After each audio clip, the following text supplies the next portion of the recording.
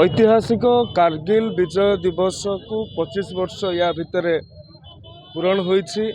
एही अवसर रे ए देश ए जाति जो माने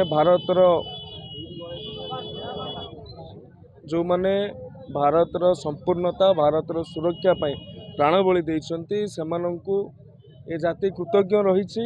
ए जाति सेमानंकु भूली नाही। सेही मानक सम्मानार्थे सेही वीरगति प्राप्त करथिबा शहीद मानक सम्मानार्थे ए तिरंगा यात्रा धामनगर ठारे अनुष्ठित हो जाइतिला।